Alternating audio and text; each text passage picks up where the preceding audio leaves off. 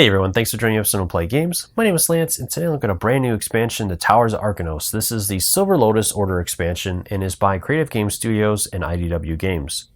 With this expansion, it's going to allow you to add a 5th player to your games, so you can play from 2 to 5 players now, and it's also going to come with some new floor tiles to add variety to your existing games, so you can include whether you want to play 5 players or not.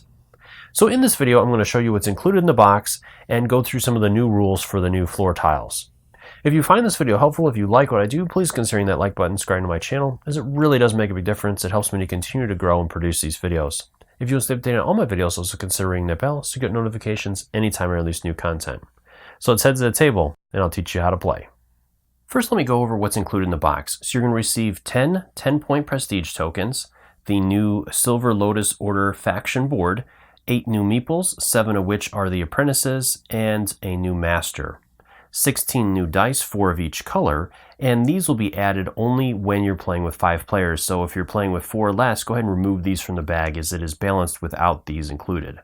Then you'll also have the 9 new floor tiles, and each one of these is going to have a little lotus icon in the bottom corner, so you know which ones are for the Lotus expansion. So you can add those to your base game or take them out, and this is your option within that.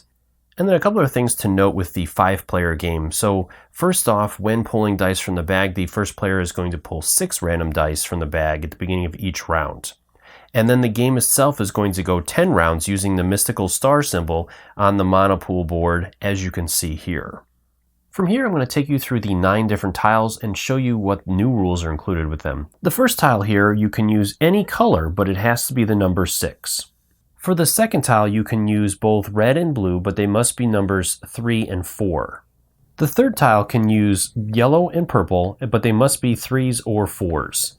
The first die placed in this floor can be any color and any number.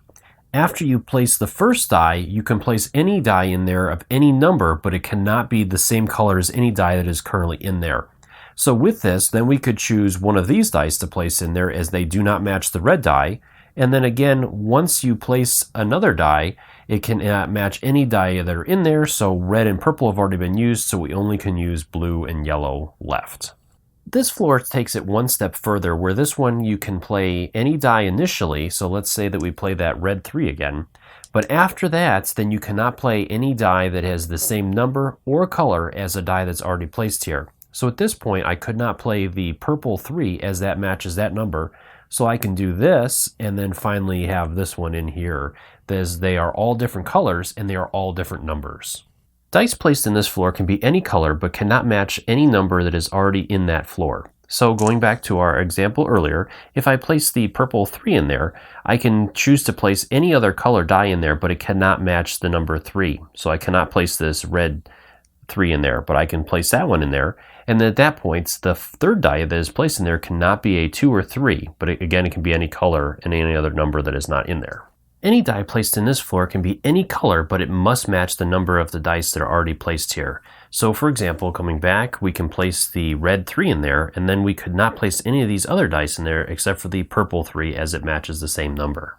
And with this one, I believe that the entry in the rulebook is wrong, as this is the exact opposite as the 4th tile. So with this one, I believe it is that you will place any color and number as the first die, and then after that, it can be any number, but the color must match. So for example, let's bring this in here. Let's say that I put the red 3 in there. So at that point, I can put any other number in there, but it has to be the same color as the die that is already placed in there. And again, this is my interpretation of this. I could be wrong. And with the final board, a die may be of any color, but the number must be one higher or lower than any other die on this floor. So let me show you an example of this. Let's say that I place the blue 4 in there. So at this point, all I can place in there is a 5 or a 3, and again, of any color.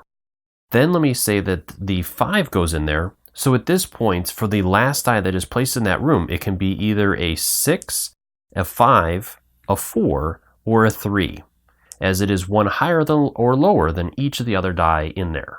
Well, I hope you guys found this video helpful. If you have any questions or comments, leave those in the comment section below and I'll do my best to answer them. And as always, thank you so much for taking the time to watch my videos and leave me feedback on them. I do really appreciate it and I take into account everything you say to make the best possible videos.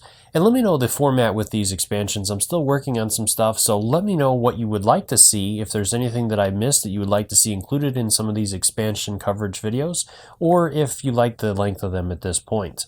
And if you find these videos helpful, if you like what I do, please consider that like button, subscribe to my channel, as it really does make a big difference. It helps me to continue to grow and produce these videos. And until next time, I'll see you guys later.